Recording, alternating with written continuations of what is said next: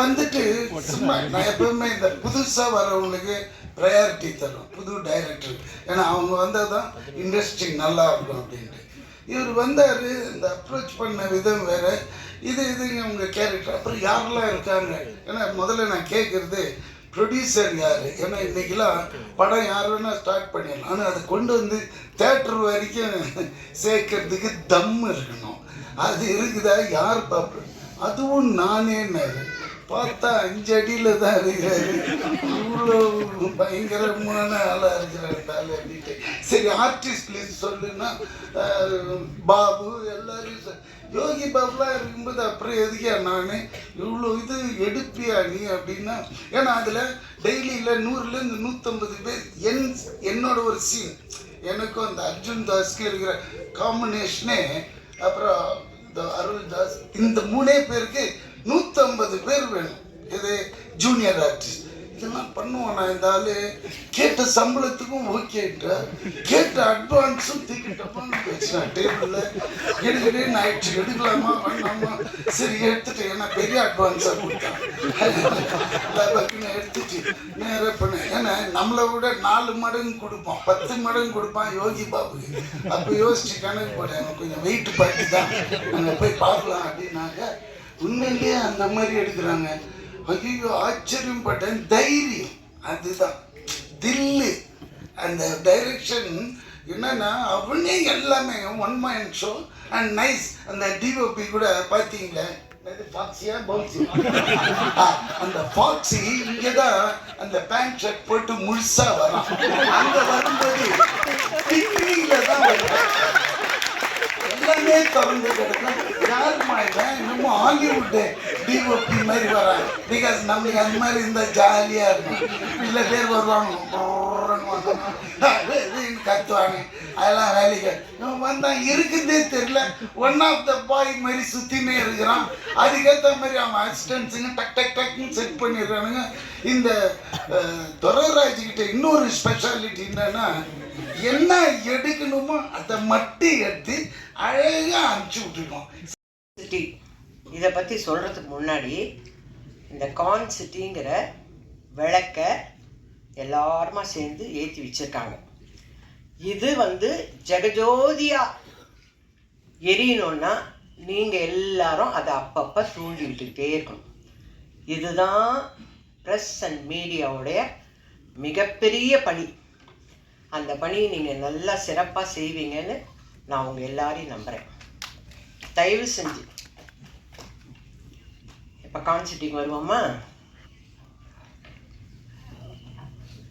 பேசினவங்க எல்லாரும் கான்சிட்டியில் அம்மா நல்லா நடிச்சிருக்காங்க, நல்லா பண்ணியிருக்காங்க.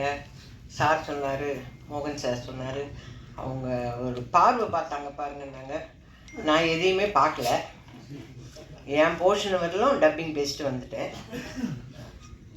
டைரக்டர் ஹரிஷ் சார், அவரை நாகராஜ் சார் தான் கூட்டிகிட்டு வந்தார். ஏன்னா அவரை பற்றி சொல்லலைன்னா அடுத்த படம் எனக்கு வாங்கி கொடுக்க மாட்டார்.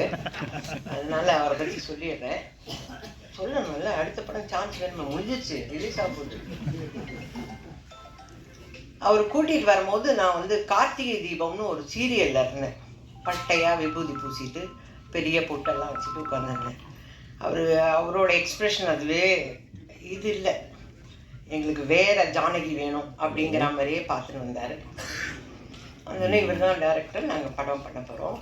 அவரை பற்றி பேக்ட்ராப்பெல்லாம் இப்போ ஒவ்வொருத்தராக பேசும்போது தான் தெரியுது அவர் ஈபியாக இருந்திருக்காருன்னு. ஏன்னா எங்களுக்கு கிடைச்ச ஒரே ஈபி பரத் தான். ஓகேங்களா? ஓ, இவரும் ஈபியாக இருந்திருக்காரா அப்படின்னு இப்போ தான் நான் கேள்விப்படுறேன். அவர் செய்யணுமோ அதை அந்த மாதிரி கேரக்டருங்க நம்ம வீட்டில் இருக்குதுங்க. இவரை நான் வீட்டுக்கு வாங்க சார் கதை சொல்லலாம் அப்படியெல்லாம் கூப்பிடவே முடியாது. அதெல்லாம் அந்த காலம். கதை கேட்டது, நாங்கள் போய் ஆஃபீஸில் உட்காந்து கதை கேட்டது எல்லாம் அதே தான் நான் இங்கே பண்ணேன். நாகராஜ் சார்கிட்ட சொன்னேன், எப்போ நான் வரேன் ஆஃபீஸ்க்கு கதை கேட்குறதுக்கு. வேலை தானே, நமக்கு வேலை வேணும்னா எங்கே ஒன்றா போய் வேலையை கேட்டு வாங்கிக்க வேண்டியது தான். அப்படி நான் போனேன். படிக்கட்டு ஏறி போயாச்சு. போனோடனே ஏதோ கதைன்னா, அம்மா நீங்கள் இந்த character Yogi Babu sir. Yogi Babu sir கேட்டா, அர்ஜுன் தாஸ் சார். அவ்வளோவா எனக்கு தெரியாது. இந்த ஹீரோயின். சரி, இவ்வளோதான் சொல்லுவாங்கன்னு நான் நினச்சி போனேன். நம்ம போனால் ஈவினிங் ஏதோ பேசிவிட்டு இதுதான் இது சம்பளம் இப்படி இப்படி கொடுக்குறோன்னு சொல்லுவாங்க, அதோடு வந்துட போகிறோம். ஆனால் ஒரு லேப்டாப் எடுத்து வச்சுக்கிட்டார். ஓகேங்களா? நானும் சாரு மட்டும்தான் இருக்கோம். நான் இந்த நிமிஷம் வரை சாருன்னு தான் கூப்பிட்றேன் அவரை.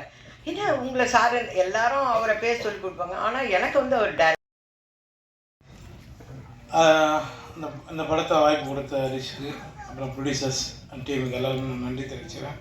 அர்ஜுன் தாஸ் நல்ல நண்பராகிட்டாப்புல, கண்டினியூவாக படம் பண்ணும்போது படத்தில் ஹீரோனி கூட வேணாம், அவர் யோகி பாபு இருந்தால் போதுன்னு எல்லாத்தையும் சொல்லியிருக்கேன். ரொம்ப நன்றி. அதுங்க வீட்டு கணேசன் எங்கே போயிட்டார், வெளியே போயிட்டாரா? ஏன்னா அவர் சொன்ன மாதிரி வீட்டு கணேசன் சொன்ன மாதிரி ரொம்ப என்டர்டைன்மெண்ட்டான ஒரு படம் தான் அது. ஏன்னா வீட்டுக்கு அண்ணனால் மட்டும்தான் தெரியும், அவரால் மட்டும்தான் முடியும். ஒரு தம்மாக இருக்கிறதுக்கு அவரால் மட்டும்தான் தம் பிடிக்க முடியும். அதனால் அவர் தைரியமாக சொல்லிட்டு போயிட்டார். ஹரிஷை பற்றி சொன்னேன்னா, இந்த படத்தில் நடந்ததை பற்றி தான் எல்லாருமே சொல்கிறீங்க. ஹரிஷை பற்றி எனக்கு முதல்ல எப்பயோ தெரியும். இப்போ பாதி படமாடா, அவன் அங்கேருந்தே ஷட்டில் தான் பேச சொல்லுவாங்க. அவங்க கூட இருப்பேன். அப்புறம் டூரிஸ்ட் ஃபேமிலி பண்ணப்பில் இந்த படத்தில் வந்து எனக்கு கதை சொன்னேன். என்னோடய ஆஃபீஸில் வந்து கதை சொன்னப்பில் சொல்லும்போது நான் சொன்ன முதல் வார்த்தை ஹரிஷுக்கு வந்து, ஹரிஷ் நீ இந்த படம் எப்படி இருக்குன்னு எனக்கு தெரியாது, ஆனால் நீ டைரக்டர் ஆகணுன்றாங்க. கரெக்டாக டூரிஸ்ட் ஃபேமிலியாக அவனுக்கு சொல்லிட்டு இருந்தேன். எனக்கு பிடிச்ச நிறைய அசிஸ்டன்ட் டைரக்டருங்க எல்லாருமே டைரக்டர் ஆகிடுங்கன்னு சொல்லுவேன், அதை சப்போர்ட் பண்ணுவேன். அது வந்து நான் ஹரிஷ் நான் எதிர்பார்த்தேன். இன்றைக்கி உன்னை வந்து இவ்வளோ பாராட்டுறாங்க எல்லோரும், ரொம்ப சந்தோஷமாக இருக்கேன். உன்னை நிறைய படங்கள் நீ பெரிய பெரிய படங்கள் பண்ண ஹரிஷ். இது மட்டும் இல்லை, பெரிய ஹீரோங்களுக்கும் நீங்கள் கதை பண்ணு, அங்கே விட்றாது, ஓரமாடி கூப்பிட்டுப்போம். என்னையா அர்ஜுன் தாஸுக்கும் நான் முதல்ல நன்றி தெரிவிச்சேன். அர்ஜுன், உங்களோட ஸ்டைல், உங்களோட விஷயம், நீங்கள் பேசுகிற பேச்சு எல்லாமே நிறைய இடங்களில் பேசிகிட்டு இருப்போம் உங்களை பற்றி. நான் அர்ஜுன் தாஸோட தான் அடுத்தடுத்து படம் பண்ணிகிட்ருக்கேன். ரொம்ப சந்தோஷம். இது நம்ம கடைசி வரலாம் போகலாம். திரைக்கு முன்னாடி இருக்கிறது பெருசு இல்லை, திரை தான் நம்மளுக்கு தெய்வம், அதை மதித்து நம்ம போவோம். ரொம்ப சந்தோஷம். வடிவேல் சர்மா எங்கள் ஃபேமிலியில் ஒருத்தர். அவங்க சொன்ன சில விஷயங்கள் உண்மை தான். ஹரிஷ் வந்து சீக்கிரம் முடிக்கணுன்றதுக்காக தான் பண்ணுவான். டீ சாப்பிட்லாமா பண்ணுவாங்க. டீன்னா இப்போ 2 பேர் அசிஸ்டன்ட் டைரக்டர் வந்து நிற்பாங்க, ஷார்ட் ரெடி அப்படின்னு, கப்பு வச்சுட்டு வாங்க போகலாம் அப்படின்னு. அவன் முடிக்கணும், அவனுக்கு பிரச்சனை அவ்வளோ இருக்குது. ஒரு சாண்ட்ரோல்டு நம்ம ஆல்ரெடி இது பண்ணோம், நம்ம லக்கி மேன் பண்ணோம். நம்ம படத்துக்கு சப்போர்ட் பண்ணதுக்கு வந்து இல்லை. எனக்கு இது என்னோடய second Tamil cinema. First one was Kottukkaali. Meena தான் நான் இங்கே வந்திருக்கேன். You gave me so much of love and support. மீனாவுக்கு ரொம்ப நல்லா you gave me lot of good words for my performance. இது நிறைய சொல்லணும்னு இருந்தது, பட் அன்ஃபார்ச்சுனேட்லி ரொம்ப டைம் ஆச்சு. Thank you. I wanted to win big. All the very best. ரொம்ப ஸ்மார்ட்டாக கன்விக்ஷனோட அந்த அஷூரன்ஸோட இந்த படத்தை ஸ்டார்ட்லேருந்து பிளான் பண்ணி இது வரைக்கும் கொண்டு வந்திருக்காரு. Thank you to all the producers. You know இந்த அளவுக்கு ப்ரமோட் பண்ணி யூனோ சிட்டி ஃபுல்லாக பேனர்ஸ் போஸ்டர்ஸ் எல்லாம் பார்க்குறது எனக்கு இது first time. So thank you very much. Big thank you Ahimsa ஃபிலிம்ஸ்க்கு ஆல்சோ, பெரிய ரிலீஸ்க்கு Delta Studios. And thank you so much sir. நீங்கள் படம் பார்த்துருக்கீங்க, உங்களுக்கு பிடிச்சிருக்கு நீங்கள் சொன்னீங்க. Thank you so much. ஒன்றே ஒன்று மட்டும் சொல்கிறேன், இந்த படம் வந்து ஃபேமிலியோட, ஃப்ரெண்ட்ஸோட, ரிலேட்டிவ்ஸோட நீங்கள் ரிலேட் பண்ணுற ஒரு படமாக இருக்கும். இது வடுகர் சினிமாவோட பெர்ஃபார்மன்ஸ், யோகி பாபு சாரோட பெர்ஃபார்மன்ஸ், விடிவி கணேஷ் சாரோட பெர்ஃபார்மன்ஸ், ஆனபனோட பெர்ஃபார்மன்ஸ், அகிலோட performance, and all the other ஆக்டர்ஸோட பெர்ஃபார்மன்ஸ், அண்ட் ஷான் ஐயாஸ் ஒண்டர்ஃபுல் மியூசிக். படம் பாருங்கள். இமோஷனல் இருக்குது, ஹியூமர் இருக்குது, அண்ட் ஒரு ரொம்ப அழகான கதை இருக்குது. அண்ட் உங்கள் எல்லாருக்குமே இந்த படம் ரொம்ப பிடிக்கும் நம்புகிறேன். நம்பி தியேட்டருக்கு வரலாம், நம்பி வாங்க, சந்தோஷமாக வீட்டுக்கு போங்க. Thank you very much. சாரி உங்களுக்கு ரொம்ப டைம் ஆச்சுன்னு தெரியும். ஏதாவது ஒரு இன்டர்வியூவில் இன்னும் டீட்டெயிலாக சொல்கிறேன் உங்கள் எல்லாரும் பற்றியும். பட் வெரி ஹாப்பி உங்கள் எல்லாரோடையும் ஒர்க் பண்ணதில். நிறைய சீனியர் ஆக்டர்ஸோட ஒர்க் பண்ண சான்ஸ் கிடச்சிது. Big thank you to the producers. Vijay எல்லார்ட்டும் இண்டிவிஜுவலாக தேங்க்யூ சொல்கிறேன். சீக்கிரம் முடிச்சிடுறேன், ஏன்னா இன்னும் ஹரிஷும் பேசணும். So thank you once again. Sorry for the delay. Thank you பண்ணணுன்றது மட்டும் நான் சொல்கிறேன். ஒன்று வந்து குணா ப்ரோ போஸ்ட் ஆஃபீஸ், அதுக்கப்புறம் பார்த்தீங்கன்னா Vijay bro Silver Tree Studios. இவங்க 2 பேர் இல்லைனா இந்த Power of Pictures and Harish துரைராஜோ கான்செப்டியோ அந்த ஃபிலிமோ இல்லவே இல்லை.